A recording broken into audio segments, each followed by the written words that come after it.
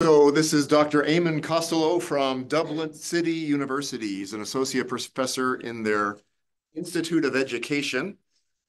You saw the bio that went out, I hope. I encourage you to look over that. So let me just do this introduction, share a little personal note along with it. So a few years ago, I started coming across these articles and reading this stuff. I'm like, who is this guy? This is the freshest, most interesting stuff I have read in our field in ages. As I just kept coming across it and reading it and being just enchanted with the perspective that he was sharing. And then when I started getting ready for my professional development leave, I just said, why not give it a try? So I sent him an email completely out of the blue. And I don't know why he responded, sure, come and hang out with us in Dublin for a while. But it worked, right? So that's the lesson. The lesson is just try things. Do the cold call and see what happens. And he was a fabulous host. I hope that I can even be 5% of the host that he was to me. That I can be 5% of the host that he was to me when I was there this spring. He's become a great collaborator and friend, and I'm excited to have you share some time with him this afternoon. If you'll join me in welcoming Dr. Costello to our seminar this afternoon.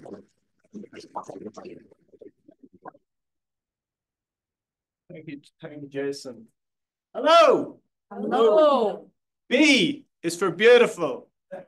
Beautiful people. BYU. Beautiful on the outside and beautiful on the inside too. You are a good and kind and lovable person. I am delighted to be here with you in your university under these mountains in the short time we haven't been able together. What have I got for this talk, Stephanie? 50 minutes. Professor Allen has got the difficult task of keeping me to time. I'm never sure quite what I'm going to say, but I do know one thing which makes life this beautiful is that whatever I say to you, and we can all agree on this, I have a limited number of words I'm ever going to say in my life. Every word I say to you now is one less than the total number I will ever say. Okay?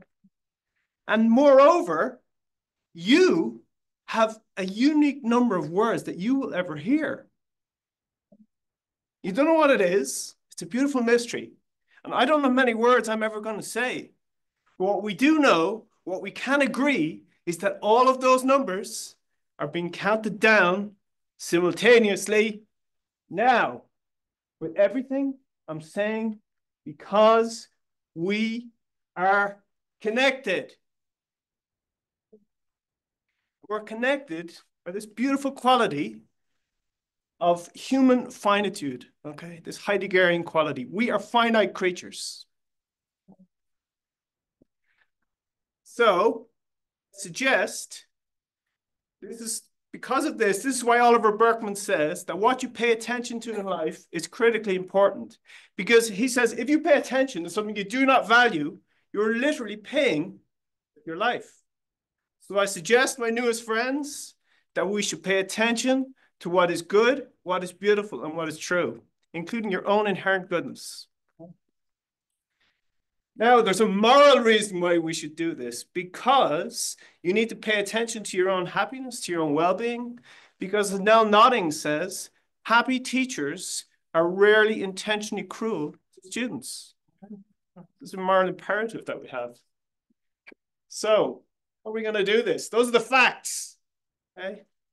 That you are a good and kind and lovable person, that we have this one beautiful life to live, that every word that I'm saying is one less than the total number I will ever say. And we need to pay attention to every single word, every single thing you do, everything you design, all your designs. You pay attention to them. I'm modeling this for you. I'm paying attention to not only every word I say. I started this by paying attention to every one of the letters in every one of the words, okay? But these are the facts. But the facts alone will not save us. These are not my words, but the words of Professor Rua Benjamin. And she says that social change requires novel fictions that reimagine and rework all that is taken for granted about the current structure of society. And such narratives are not meant to convince others. We're not trying to inculcate people, but rather to expand our own visions of what is possible. So this is kind of the essence of speculative design and speculative thinking. Okay, it's about our imagination and our deep imaginative capacities. And she's got a book out at the moment called Imagination, a Manifesto, and it's a really excellent, really good, really great book. So, how did I get here, right? Who am I? Who am I to come and talk to you? Jason gave me a lovely introduction. This is me when I was a kid. I was quite a shy, this one's me here. I was quite a shy child. I've spent a lot of time by myself, cultivating my own personal imagination, lost in my own world, and a painfully shy person. But I sometimes make jokes as a way of overcoming this deficit. And sometimes it's a good thing. Sometimes it creates intimacy, but also can create distance too. Now, oh, very lucky this gentleman is here now. Delighted he's arrived. We need to get that man a watch. So, right. Jason said, Eamon, you come to Dublin? I said, yes, of course I will. I will come to BYU. I'm on the plane. I put my hand up. Okay, I answered the call. People said to me, are you going to Provo? Why are you going there? Don't you know how weird it is there? Don't you know how strange they are? Of course I'm going. I put my hand up. Of course I'm going to go. And I met Professor Charles, bottom there, and he said, Eamon, you need to go to Rock Canyon, was how it was called, the trail. And he also told me to go to service. And I went to the service, and I had a beautiful time. There was a beautiful choir. There was a student here who gave a beautiful prayer. And I saw you all together in community, and I was disappointed. It wasn't strange or weird. I was looking for weird, and I couldn't find it. But I followed Charles's other advice, and I went for a run.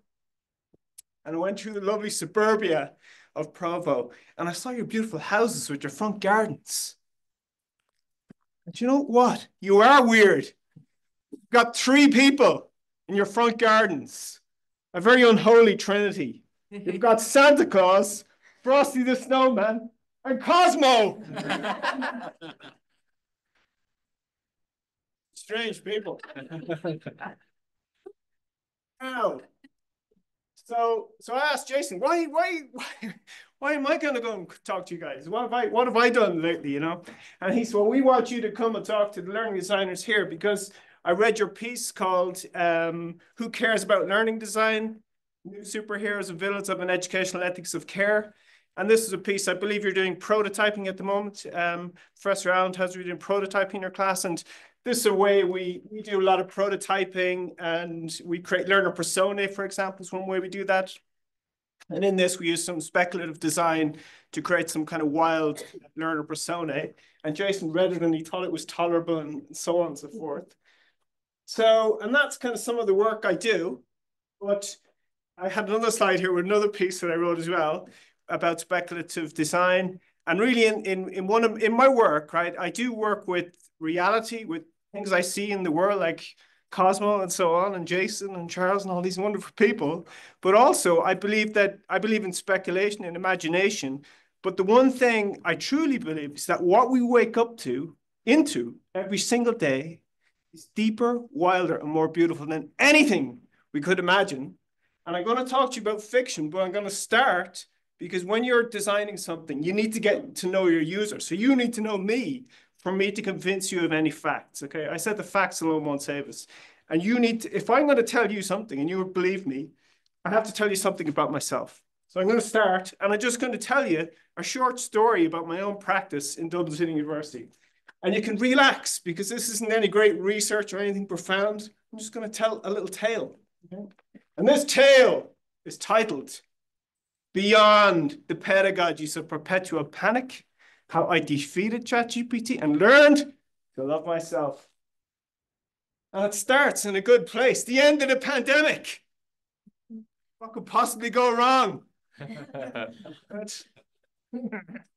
Now, in 2008, I was doing some wonderful things, building this big open web. I was editing Wikipedia, doing some open educational assignments. You've got amazing open educators like Professor West here, who's doing all this open practice. And we were editing Wikipedia articles, and ChatGPT came along and it ate this beautiful web that we've been creating, and it's spitting it back in our faces. And this upsets me. And there's a word for this upset, this suffering, and it is dukkha, and it means dis-ease, dissatisfaction. Now, the Buddha said that life is suffering. Al Swearingen, in the TV series Deadwood, he put this well when he said, sometimes in life, you have to do things that you do not want to. Many times, that's what the heck life is. One vile freaking task after another. Now, this is what my teaching is like. I suffer in my teaching. I'm trying really hard to be a good teacher, you know, and I try so hard and I put so much effort into my teaching, and I'm only mediocre. And that hurts me that I have to try so hard just to be average at something. And we struggle and we suffer in our work because we are human beings and we have bodies, and bodies suffer. And ChatGPT has no body. It has no moods, thoughts, feelings, sensations, or emotions. So I want you, beautiful people of Provo, to help me right now. We're going to defeat ChatGPT. So I want you to do one thing for a second. If you could just stand up for a second, please. Everybody stand up. If you could stand up, maybe you could put your hands up. Okay, now everybody down. Get down. Get down. No, on the chair. Sit back down where you were sitting. You have defeated ChatGPT. It's got no legs. But there's a serious point to this, because I said to my students, I said to my students in DCU, I said, look, we're educators now. We're trying to design assessments. And any question that is based on something that is data from the web, ChatGPT can answer that question as soon as you can ask it, because it's eaten the web and it knows everything that's on the web. So what's not on the web? You are not on the web, okay? So I said to my students, let's get out of the class, let's get off the internet, let's not give any more information to ChatGPT. So we went for a walk, we listened to our headphones, we put our headphones in, and we listened to a podcast. So I have a listening list in one of my classes instead of a reading list, because students are not reading anymore. So we listened to a number of podcasts, and we went for a little walk, took Jason to this park when he was in Dublin. And we were walking along, listening to the headphones, like a kind of silent disco. And then we got back to class and we created some digital artifacts around the podcast, and we talked about it and so on. So that's a little bit about the things that I do in my practice. Now, I said at the start of this story, I was going to tell you how I learned to love myself, but that's not quite true. And all I want to tell you is how that did happen. And because I want to make you happy, right? But I can't do that because I am a recovering people pleaser, okay? And ChatGPT is full of bullshit, and I can empathize with this too, because it just tells you what you want to hear. It has no concern with the truth, okay? It just wants to convince you of something. So I can empathize. The reason I can't make you happy is because your own happiness is your own personal mystery that you have, that no one can give you and no one can take away from you, you know? And I don't even know what makes me happy most of the time. Some of the times, my happiness is that small. But what it is something that I carry with me through life, like a little flame that I'm protecting. And it's a beautiful mystery for me. And your happiness is a beautiful mystery you have that no one can give you and no one can take away from you.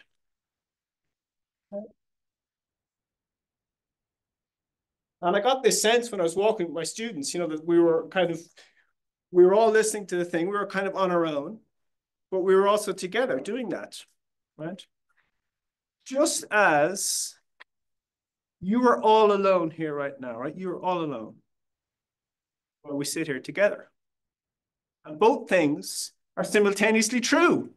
And it is the truth of this simultaneity that is the end of the short story of how we go beyond the pedagogies of perpetual panic, defeat ChatGPT, and learn to love ourselves. Now, a short story about me. That's a piece I wrote about ChatGPT being full of bullshit. Excuse my language. It's a phrase of Harry Frankfurt. It is based on his 1989 philosophical treatise on bullshit, which is a kind of form of epistemic nihilism It's very relevant and interesting to this. Now, the next thing I would like to talk to you about, and I'm going to stop talking very soon. I'm going to give you a chance. I'm going to get you to do some work, okay? And help me write some short speculative fictions. I'm going to test out your skills as storytellers. And this is some work I'll be doing with some researchers in Europe. And this is a guy, Stefan Handrinsky from Sweden, and Peter Jandrik in post-digital science. And they've written a lot about this. So in speculative education, in speculative methods, you can design speculative artifacts of the future. So you're probably familiar with futures literacy research, preferred, possible, preferable, probable futures, etc. And these are some ones that special issue that Stefan, I won't go too, sorry, I'll go back there. Sorry, I won't go too long into this, but these are some good ones in there. But these are some things that fiction can allow us to do. So one of the things in speculative methods, you can actually design artifacts of the future. There's an excellent one called Compel You, where they use twine to create a mock-up of a fictional proctoring system. So it's very useful to talk about ethical implications of technologies, hopeful and dystopian futures. And these are some great articles here. These are some things we can do. I guess this one here, I would definitely recommend Holden and Valencianos. They did a great review of speculative fictions in education. And this one here as well, Lena Ram has written a great one on deliberately destructive design. And I'm going to come back to this later in our talk. Now, one of the things about these speculative futures is that they're plural. So I'm not saying deaf future. There's many futures. We all have a different future, right? And it's not to say that we're in charge of the future as well. If you say deaf future, you're foreclosing a lot of opportunities for different people. So it's to say futures. So this is one of the things of futures literacy. And it's informed. Now, okay, I won't talk too much about this because this is a special issue that we have coming out next year, myself and Stefan and Lena. And we have some really interesting articles coming out in this. But now I'm going to ask you to do a little bit of work for me. Would that be okay? What time am I? Okay. So for the people at the back, have they been keeping up? What are the facts? Facts are these, my friends. Quick recap. You are a good and kind, lovable person. However, I don't know if you've heard of Bon Jovi.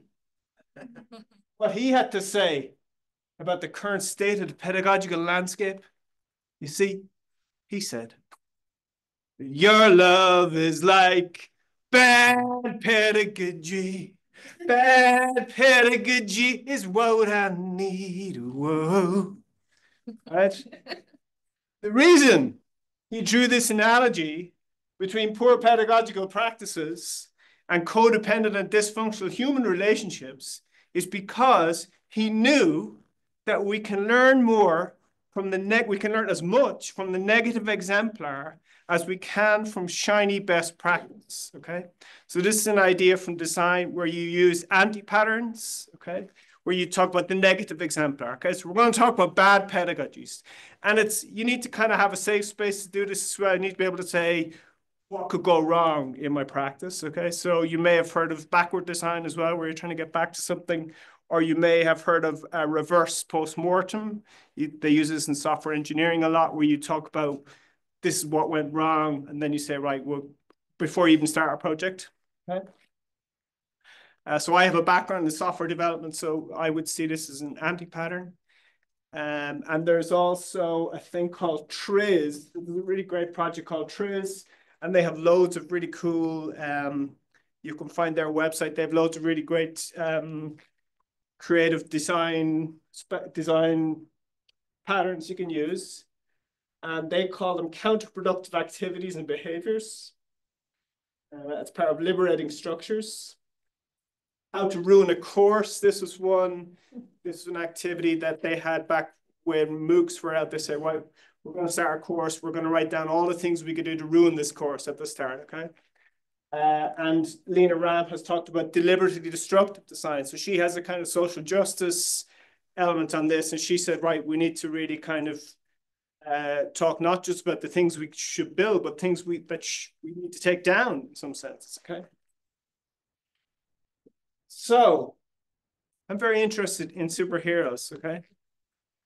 And I want to know what your superpower is, your instructional design superpower, because I've been talking relentlessly about me and I'm exhausted. And I want to find out about you guys, right? So I want to find out about what your learning design, your instructional design superpower is. Okay. Wrong answers only. Okay. Who's up for this? So I want you to take a picture here and go in here. I want you to use your creative capacities. Tell me what your learning design, you need to imagine that you're a learning design super villain. Okay. You're your worst nightmare for the learner. Are you really going to mess up learning? What was really, I'm a very needy person, as you've got by now. And what I need from you right now is your bad pedagogies, like Bon Jovi would say, okay? That's what I'm seeking to do. So hopefully you can log in here. You're getting into a Padlet.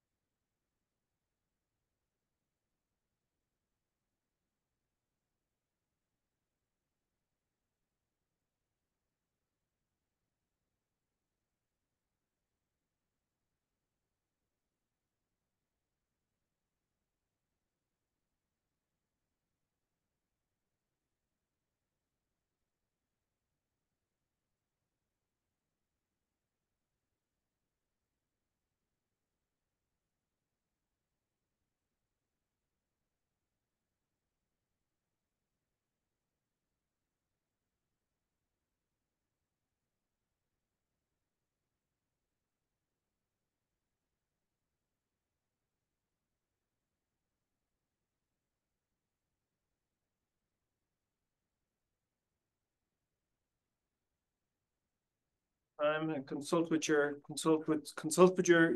neighbor if you like.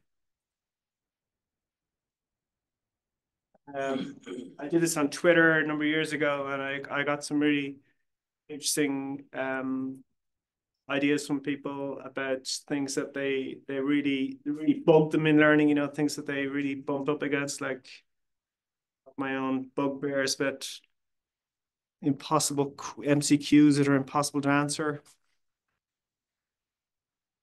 accessible, all the things.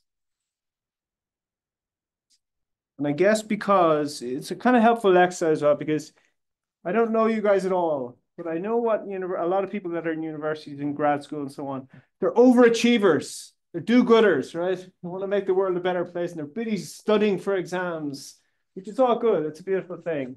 But also, it can be terrified of failing as well. And, you know, universities can sometimes become sites of perfectionism and people trying to just, you know, do too much and be terrified to fail. So sometimes it's useful to create a safe space to say, what's the worst that can happen, or how could we think about things that could go wrong in some interesting ways. Does the Padlet work? Does anybody know? It does. Cool.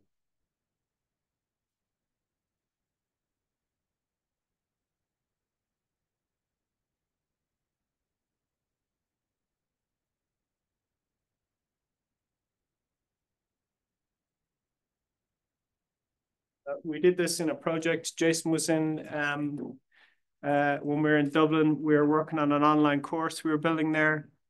It was called Hack This Course, and it was about one of the things we created was we created some digital badges that people could use about their learning design superpower. Forgot to include those in my slides, so I might bring those up now.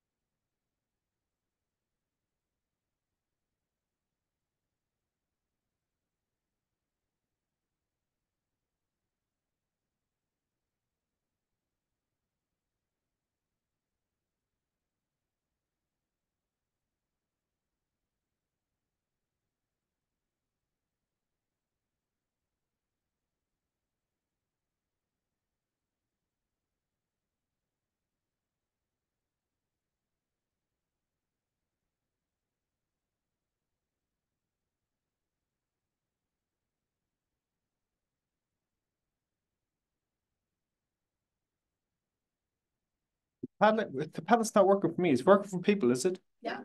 Why can I not see it?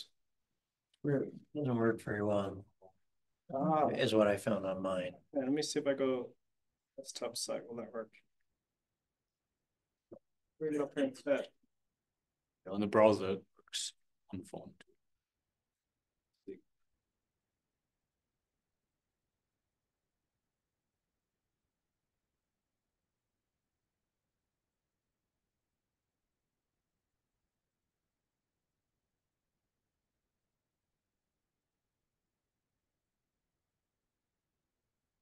I'm in the right place, am I?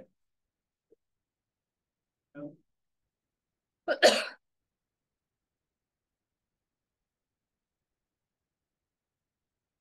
Exist one that already had a bunch of answers in it. Maybe it's an old one. Oh, it's the wrong one. I'm in the wrong one. Is it okay? This one, is it? Yeah. Okay, excellent. I don't see that one. That one either. No, it's not that. Answers only. It's just titled answer something. Let me see if I go in here.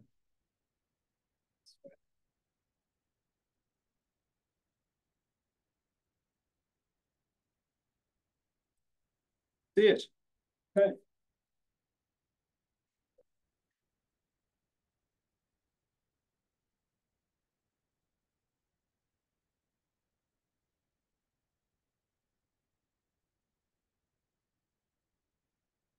I'm an educator supermodel. I like that. It's a super. Someone's gone from superhero to supermodel. Excellent. And someone has asked them, but that was enough.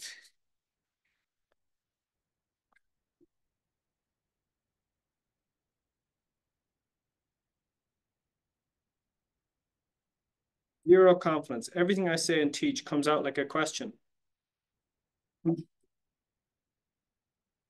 Teaching would be so easy if the students didn't keep getting in the way. Well, that's a common superpower, that it would be a lovely place without students. The power of assumption. I think I know what the learners need without asking them.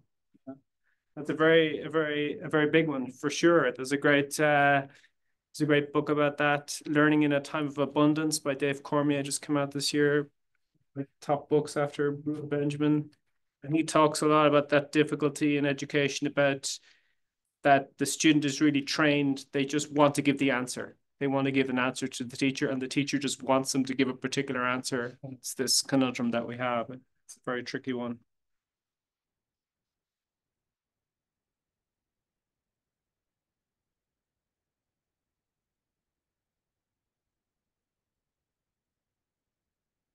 Doing perfect visual design.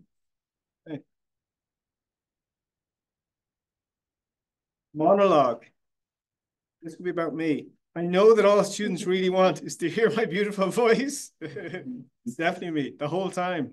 It's melodic, and they thrive in the learning process when all I do is talk. These are the learning outcomes. That's definitely me. Silo subjects. Only learn within your age group. Well, that's interesting. Your age group, okay. Not trusting students or believe something wrong about them. I don't know anything. I change my mind about the content I teach all the time, or I teach the exact same thing I've taught for 10 years, even if it's no longer true. That's a special superpower. And I guess that's a very key thing in design. You're kind of like, when I say the pedagogy is perpetual panic, I think one of the problems we have now is we're expected to change what we teach every 5 minutes. Every year, there's a new thing. The pandemic, ChatGPT, we need to change everything up. And like, one of the things I'm interested in about our response to Gen AI is just one more thing. Is there going to be something else next year? There's something new, because we had the pandemic teaching with Gen AI. There are massive changes. And is there something new coming along? Is this some kind of feature of the digital landscape? So I long for those Halican days of teaching 10 years in a row. I require everyone to regurgitate everything I said in class, to read my mind, to know what questions I meant to be asking on a test. Well, each is a test. Self-replicating. Students leave my class, think, look, and act just like me. This is a huge problem in education. I think this is a big one, you know, because we're just sort of classic thing. Are we just reproducing the same spaces we had? How can we create new ones? How can we use our imagination to bring more learners in or to put ourselves into the learner's shoes? It's so difficult, you know, and especially I think a lot of teachers, a lot of educators are very good, well-meaning people, but they're often very smart people who learn well. I certainly learn well by myself. I go off and read a book and I learn it, but not everybody's like me. No connection to the real world. That's an interesting one. Use AI for everything. Repeatability. Okay, so I'm gonna stop here and I'm gonna ask anybody if they'd like to comment tonight. I'm gonna stop talking. That means that you guys need to start. You need to ask me questions. You need to talk to some of these palettes. Is there any one of the palettes, any one of the learning designs that you think was interesting? You could talk about your own or somebody else's. You need to save me from my words.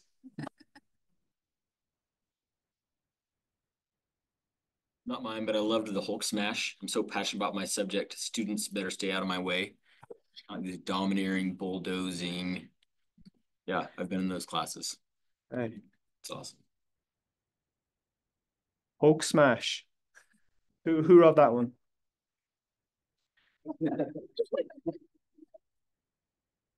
Thank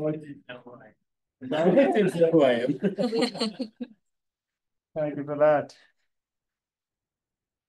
Yeah. I think it's interesting that a lot of these, like, there's a grain of good in them, but then it like goes wrong. Like the Hulk smash. Yeah. It's good to be passionate about your subject, but at the same time, if you then like overpower and flatten your students, that's bad. So it's interesting to look at these and be like, it's not necessarily I should do the opposite.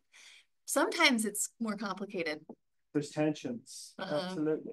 Yeah. Yeah. Great point. Yeah. To go along with that idea of tensions, a lot of my comments were related to issues that I have with our structure of schooling as it is right now, both K-12 as well as higher education.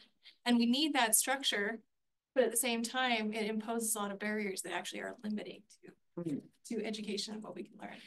And so I just feel like there's a real tension there between the structure and the flexibility that we need for education. Yeah, I feel that too. Constraints are your friend. You need something to work with, but yeah.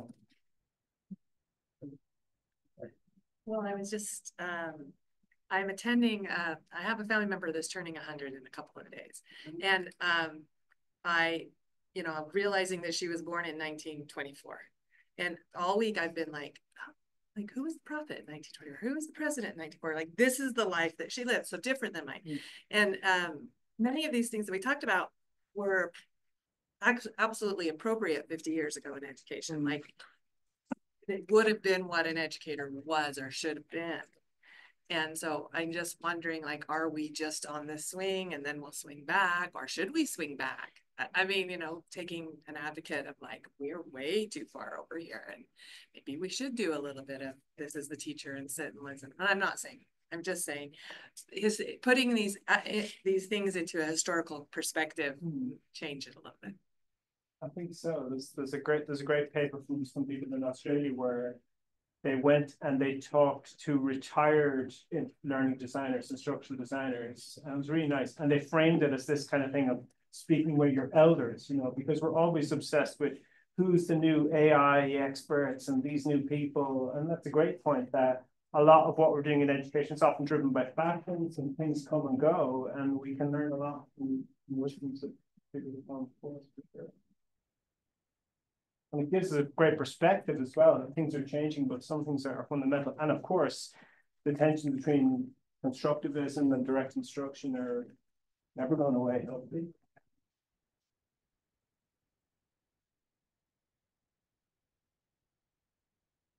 Who else? I like the one with supervillain designer, boring, monotone, inapplicable, brain-sucking villain, and then all sound and fury, not inspiring, and the last point, time waster. I experienced that a lot too, that there are some professors or just teachers who just talk and talk and talk, and it sounds so intelligent and complicated. And as a student, I think, well, am I dumb? Like, am I not able to understand what he's saying? Yeah. Well, just realizing more and more that it wasn't my fault. So it's more like professor not being able to convey what I need as a student. Totally. Well, that's a lot of insight there, and also compassion you have for the limitations of your teachers, because they should be doing better. So that's a great perspective. And of course, it is huge. And I mean, as a teacher myself, the more I learn, the less I know. And I'm just astounded by how much epistemic humility we need about experts. I don't call myself an expert in anything, but as I build my expertise, I always need to be mindful that everybody's at different levels and everybody has something to contribute and to learn, including me. And the monotone thing is great as well. I started teaching a couple of years ago, and I did some classes, how to project your voice and protect your voice and all these things. And it was very interesting. And it was a great lesson in all of that. Did you have one as well? Yeah, I was just gonna say that a lot of these comments, both from today and from where you did this before. Sorry, I meant to give you a fresh install, but I don't know what. No, I love the one. I was just gonna say, I think that a lot of this focus on the identity of the student. Many of the designer sure about identity of the person is in front of you. And many of these comments talk about students as objects or vessels to be filled, or those kind of things, versus agents to act. People, learners are not objects, and that's what a lot of these treat learners as objects. Wow. Hey, it's awesome. That's an analysis. You've done an analysis of a lot of them. So you've not picked out one, but you've done so that's excellent work. So I'm giving you some of the chocolate. You're getting that. Well done. And you use the classic metaphor of teaching, Paulo Freire's banking model, that we're these vessels to just pour information into. One of the classic things here. Your comment is one of the best, so you're getting the free hat. Okay. Oh, I need that. It's cold up here, yeah. So, there's prizes, people. Come on.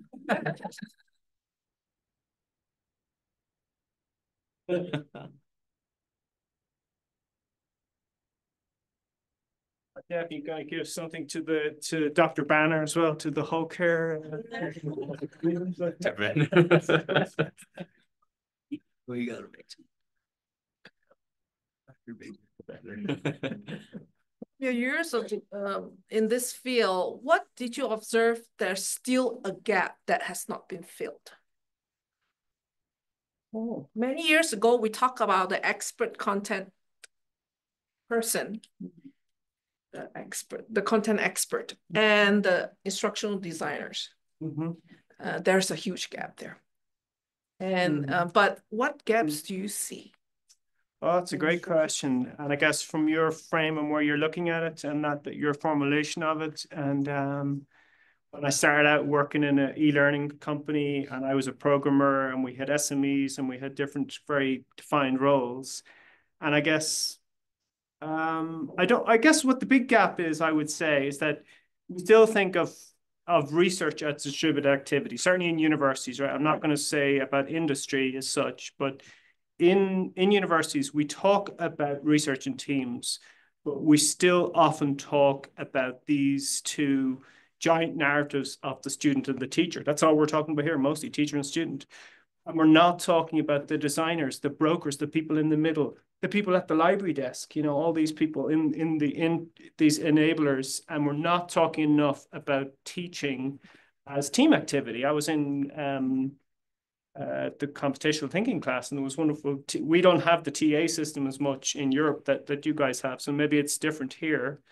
But I still think learning designers, digital designers, like, you can't walk into a class now and just teach. You've got to do all this configuration. You got to get the Zoom set up and all these people and so on. So it's sophisticated activity, and there's lots of people involved. And I think that's a big thing we need to work on, is somehow getting away from this idea of teachers, because sometimes it's harmful. You're expecting some amazing genius who's going to, teach you all these things you need to know, that puts too much pressure on the teacher. And we need to say, I'm just one person in a big team. We're all in this together. And we definitely do that better in research. We say it's a team. You have to have a research team. You don't do it on your own. But we still are a little bit focused. I think there's a gap, perhaps.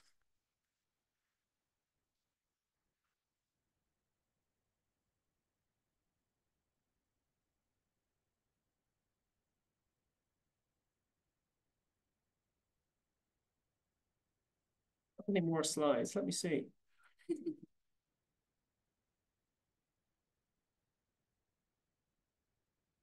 I will, yeah, we have some other, I'll pause there. Yeah, we're nearly out of time, so I'm going to stop there. The other thing I would recommend is that in this book, she's got a whole,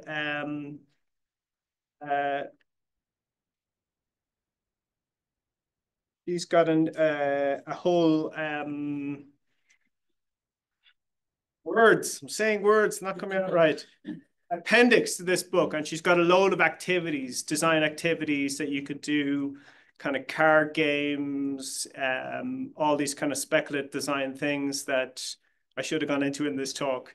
But I guess hopefully you got a flavor of a little exercise you can do here about design, anti-design patterns, things like that.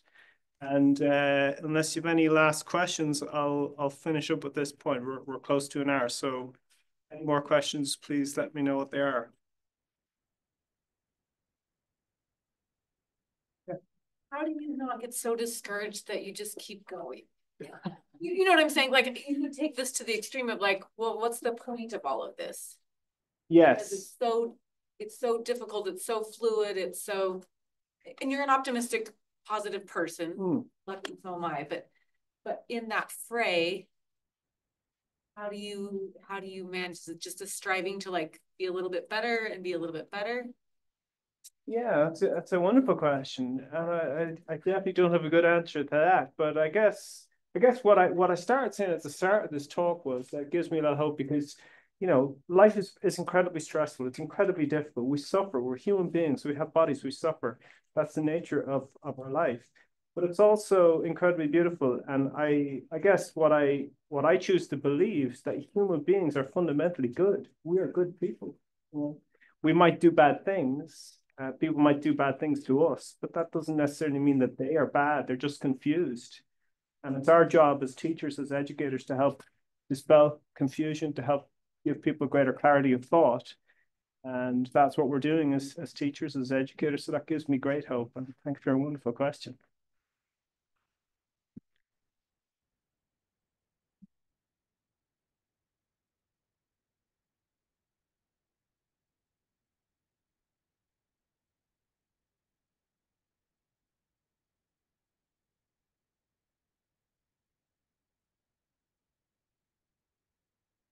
Staying, I hope, for lunch. Yes. Okay, Yeah. so bring your questions home at lunch. Make sure you sit in a place where lots can surround you. And thank you very much. That was very wonderful. We prayed over the food. Good food has been brought. We're good people. Let's go eat. As soon as I get there.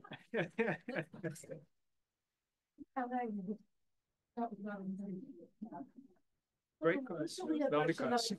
I thought about it. I've read through a little bit of the things you've been doing.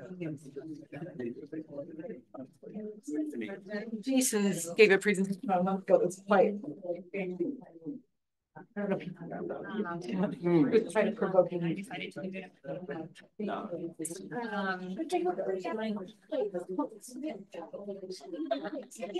So, like, no wonder your friends. Reach you this way because what happens is. Oh yeah, let's get you food first. Thank you. What'll happen is